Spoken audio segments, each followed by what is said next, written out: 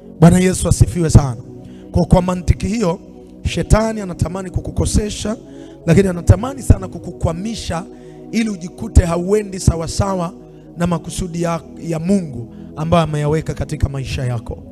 Kwa hiyo nikakwambia kwamba mpango mkubwa ambao shetani amekuwa akiufanya tangu Edeni ni kuhakikisha anavunja mahusiano kati ya mwanadamu na Mungu wake.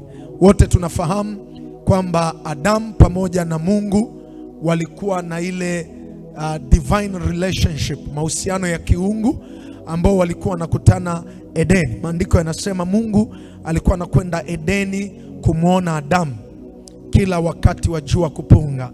Na Adamu pale Edeni alikuwa katika hali ya uungu. Adamu alikuwa katika hali ya uungu na alikuwa na operate katika ulimwengu wa roho. Kuna kitu ambacho niliwahi kukuambia ya kwamba yawezekana haujui kwa nini Mungu anaitwa Mungu wa miungu. God of gods. Ni Mungu wa miungu kwa sababu sisi tuliumbwa tuwe miungu.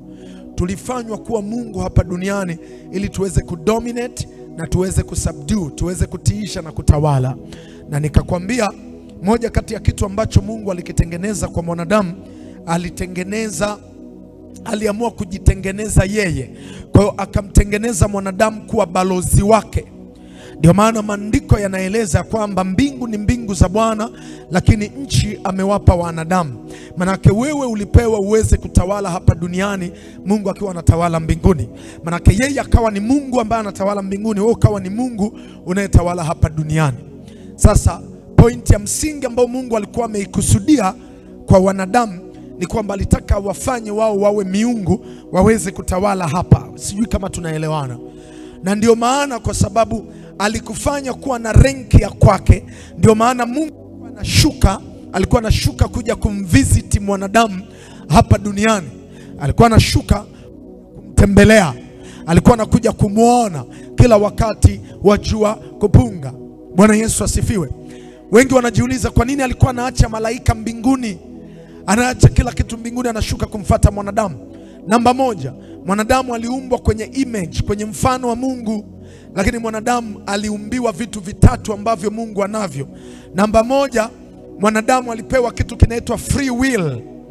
Free will anayo Mungu peke yake pamoja na mwanadamu tu. Hata malaika hawana free will. Malaika wanaishi kwa amri. Malaika wanaishi kwa kuagizwa. Bwana Yesu asifiwe sana. Malaika ni watendakazi, lakini mwanadamu yeye ni mwana wa nani? Ni mwana wa Mungu. Wewe ni mtoto. Manake Mungu aliamua kukuumba kwa mfano wake. Si tu kukuumba kwa mfano wake, lakini alihakikisha anakupa kila ambacho yeye anacho. Bwana Yesu asifiwe sana. Moja kati ya kitu ambacho alipewa mwanadamu, alipewa free will, maamuzi huru. Haleluya. Ulipewa free will, ulipewa kuamua kwamba una uchaguzi wa kuamua. Na kwa kifupi tu nikwambie, mwanadamu tangu kunapopambazuka, anapoamka kutoka kitandani mpaka anaporudi kitandani wakati wa kulala kwake, huwa anakuwa amefanya maamuzi zaidi ya 5,000. Unasema mtumishi, inawezekana? Yes. Anakuwa amefanya maamuzi huru zaidi ya 5,000. Maamuzi ya kwanza ni pale unapokuwa umelala, unaamua wakati wa kuamka kwako, niamke ama nilale kidogo. Yale ni maamuzi. Niende uani ama nishukuru Mungu kwanza. Yale ni nini? Ni maamuzi. Nishike simu ama nisishike. Yale ni maamuzi. Ndio maana kuna mwingine akiamka tu anaanza na kushika simu, anaangalia mtandao kumekiki mambo gani. Yale ni maamuzi na si dhambi. Unaamua niangalie TV ama nisiangalie, niamke nivae nguo hii ama nisivae nguo hii. Yale yote yanaitwa ni nini? Maamuzi, na hauingiliwi. Lakini malaika hana maamuzi. Malaika anaishi kwa order. Ni askari, ni mtendakazi. Hata kama ni jambo jema, malaika haruhusiwi kujiamlia kulifanya bila kuwa na maagizo maalum. Na ndio maana watu wengi msichojua ni kwamba unaweza kuwa unapita mazingira magumu sana, na malaika wakawa wanakutazama. Sio kwamba hawapo, wapo, wanakuona, kwa sababu ukweli ni kwamba kila mwanadamu amepewa malaika 6,000. Kila mtu mmoja ana malaika 6,000. Lakini ulishie kujiuliza kwa nini licha kwamba una malaika wengi, una malaika 6,000, kwa nini kuna muda unapitaga mahali pagumu? Kwa sababu malaika ulionao wako dormant, ni mpaka wa activate. Wapo lakini hawawezi kufanya kitu ambacho hujawaagiza. They live under orders. Wanaishi chini ya amri. Usipoambia kufanya hawafanyi, wanaendelea kukaa. Na ndio maana unaweza ukarogwa, unaweza ukafanyiwa chochote na wanaona. They wish to help, lakini kama hujasema hawawezi kufanya. Kuna mtu mmoja ananielewa? Sasa wewe kama mwanadamu uliumbwa kufanyika kuwa nani? Mungu wa dunia hii. Haleluya! Mungu akiwa anatawala mbinguni, wewe ukapewa kutawala hapa duniani.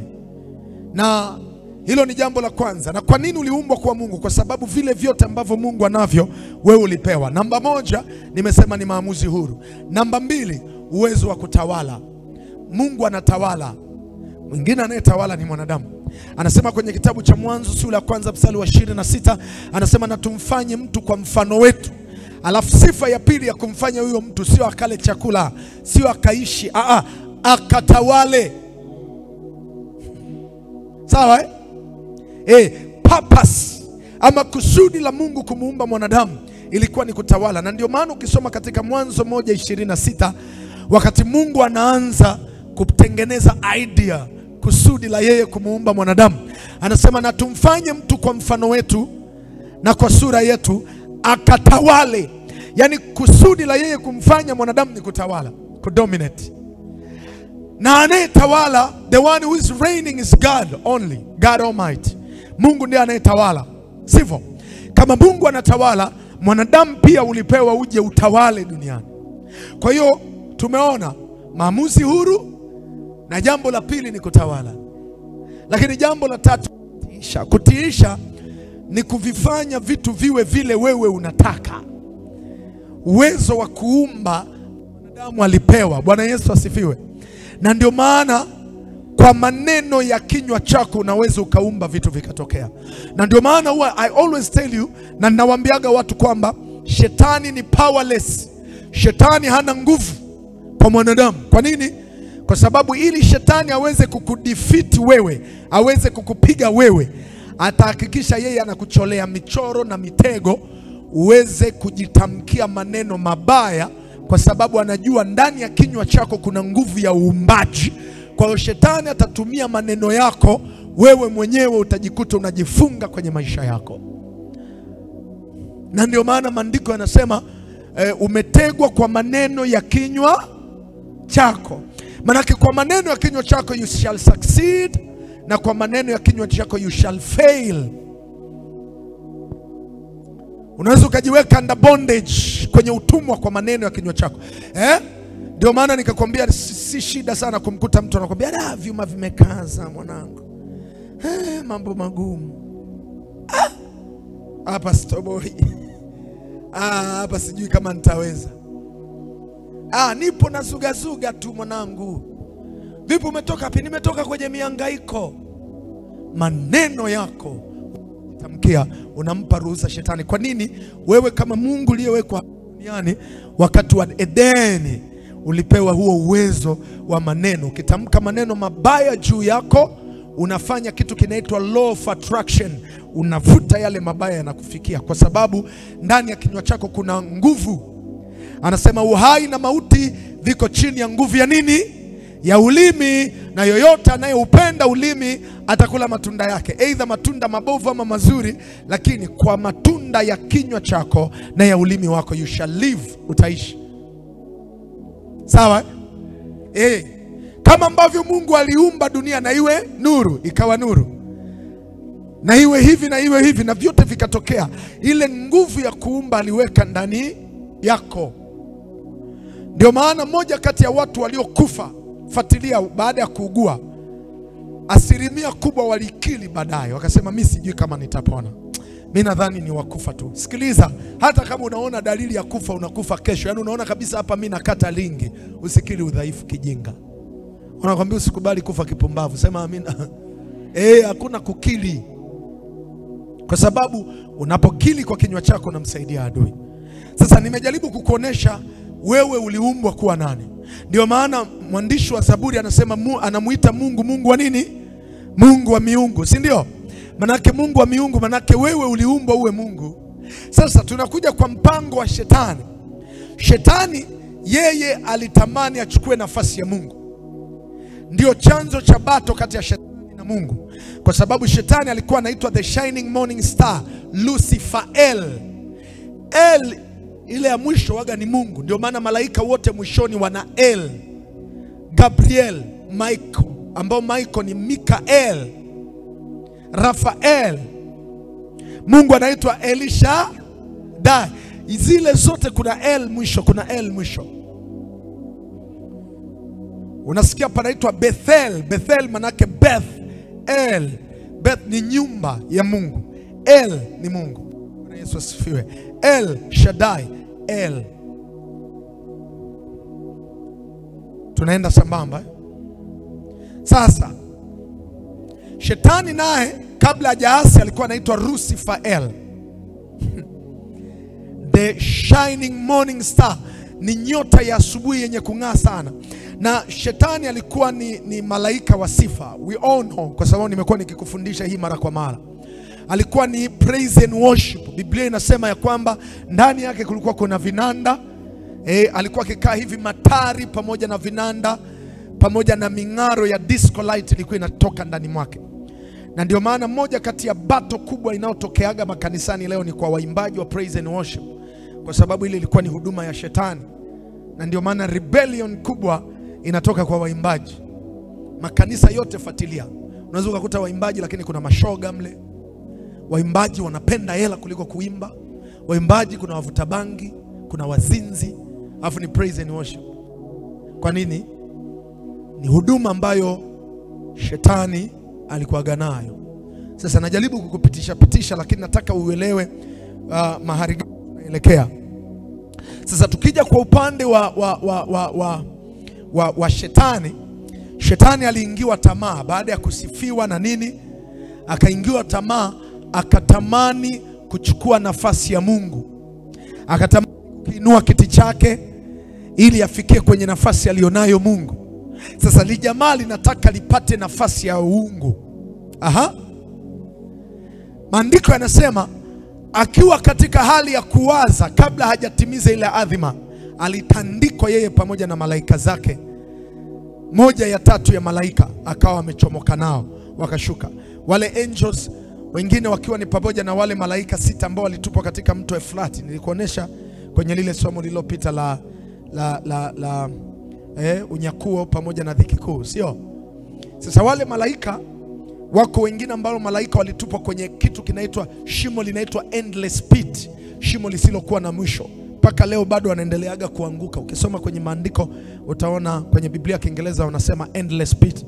Sasa malaika shetani baada ya kuasi alivyotupwa yeye akatupwa duniani. Ndio maana kwenye Ufunuo wanasema wanasema wakamshinda ule joka kwa damu ya mwana kondoo na kwa neno la ushuhuda wao, ambao hawakupenda maisha yao hata kufa.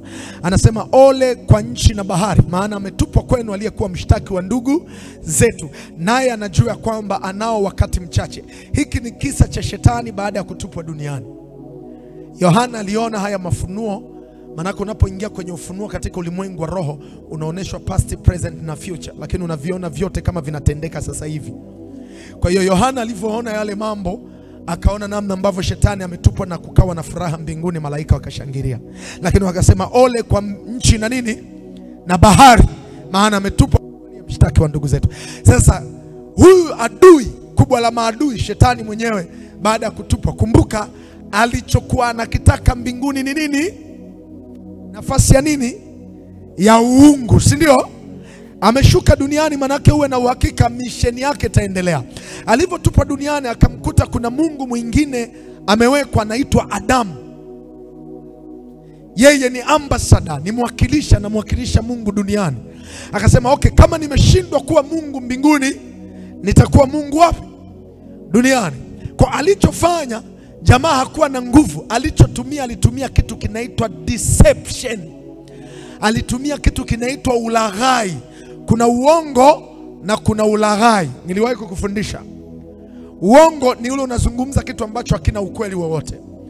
Ulaghai ni pale unapozungumza ukweli ambao lengo lake ni kuharibu maisha ya mtu ama kumweka mtu kwenye mtego. Sawa?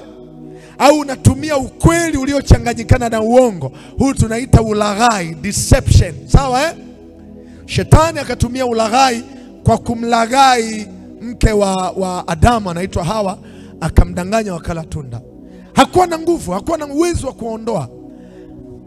Alivyowadanganya, na ndio maana nikakwambia shetani anaga nguvu. Alivyowadanganya wakafukuzwa wao Edeni. Kuna mahali kwenye maandiko unaona shetani amefukuzwa Edeni. Tunaoona ni Adamu na nani? Na Hawa. Manake kuanzia hapo shetani akakaa kwenye kitu kinaitwa treasure of the world, kwa sababu Edeni ndiko kuliko kuwa kuna baraka zote za ulimwengu. Ndiko kulikuwa kuna chemchem za mafanikio ya mwanadamu. Flourishment ya mwanadamu ilikuwa imefichwa wapi? Edeni.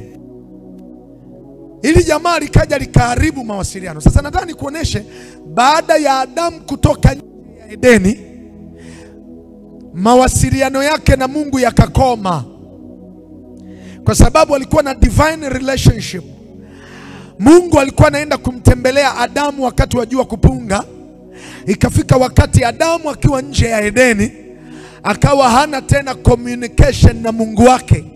Ikawa akitaka kuwasiliana na Mungu ni lazima atengeneze utaratibu fulani ili aweze kupata access kwa Mungu. Na ndio hapo dini ilipoanzia. Dini ni nini?